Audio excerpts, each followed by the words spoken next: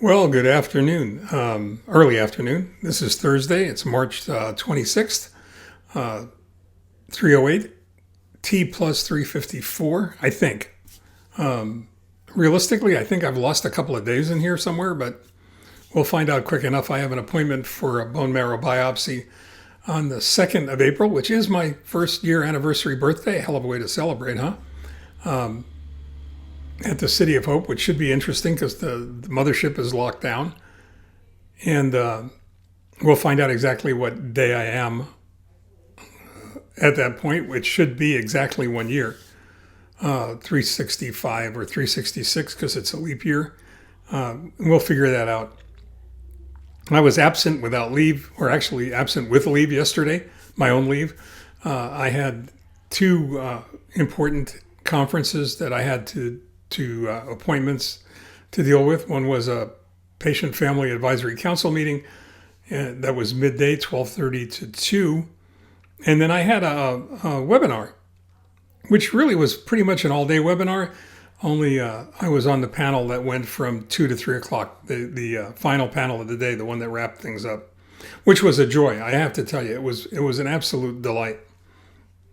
Probably more fun than ought to be legal. It was a wonderful time with some great, really excellent panelists and insight and a wonderful moderator, a great audience, some wonderful questions. It was a pretty terrific experience.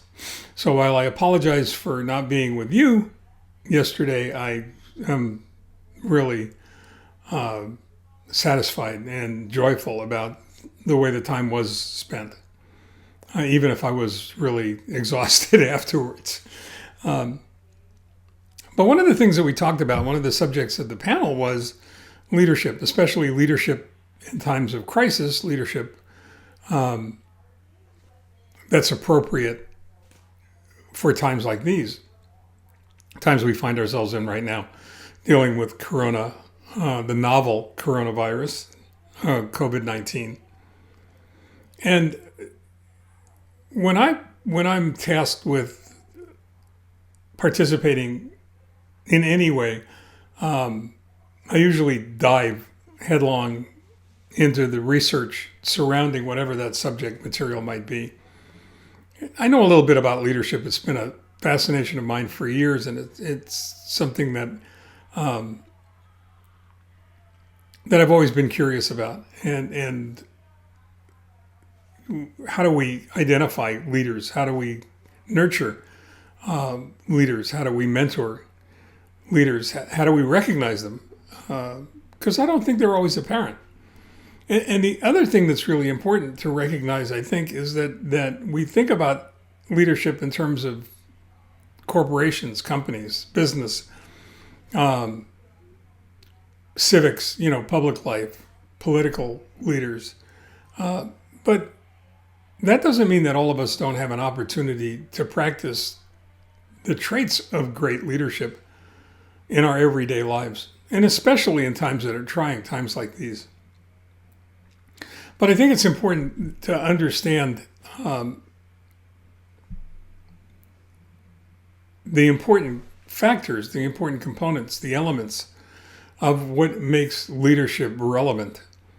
And one of the things that came up in the conversation with the other panelists yesterday that I thought was really interesting was the importance of your intent, your actions being perceived as genuine. And the best way for them to be perceived as genuine is for them to be genuine. The other thing that was really very, very clear that came out of that discussion, in my opinion at least, was the difference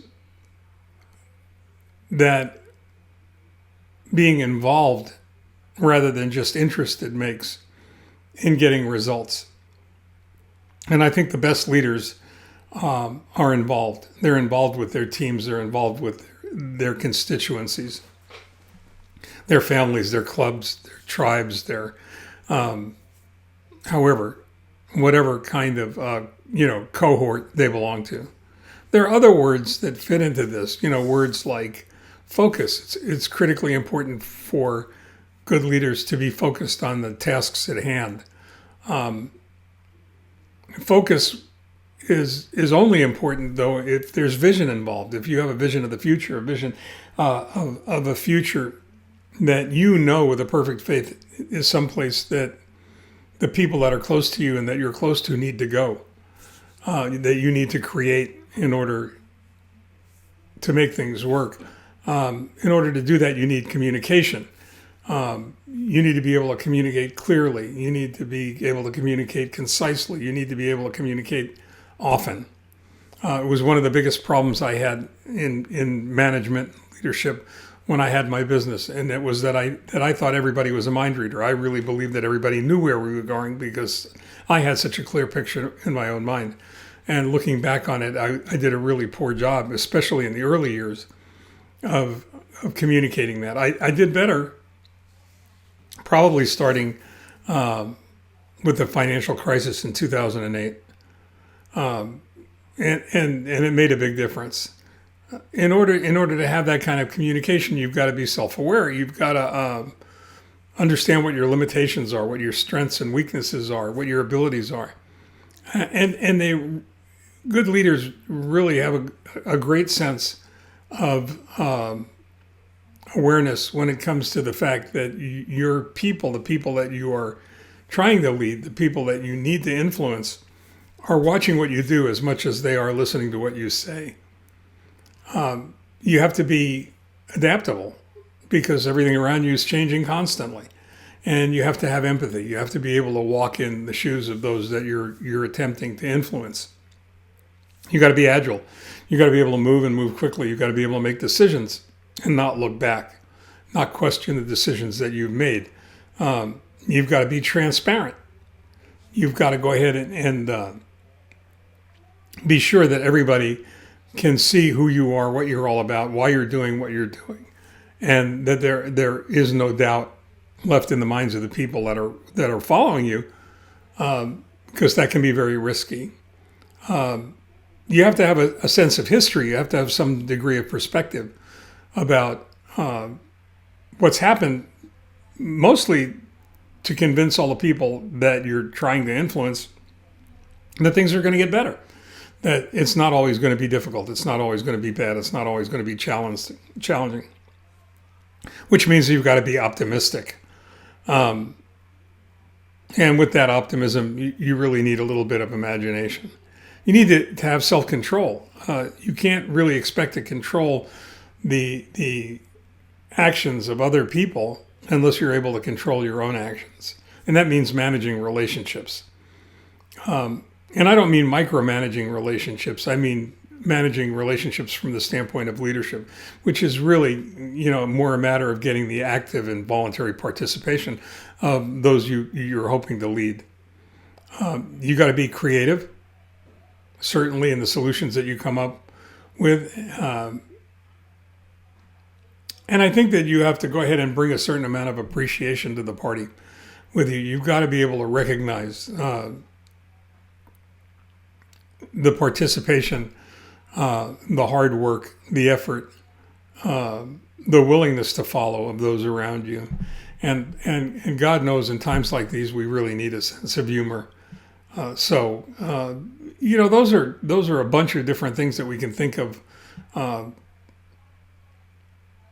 that are really important as we look at a situation like we're facing today with COVID-19 and being isolated and hunkering down in place and trying to lead people in difficult circumstances, getting ready for this particular period in our history, in this medical crisis to end so we can all go back to work and we can all create a better, different, more meaningful future.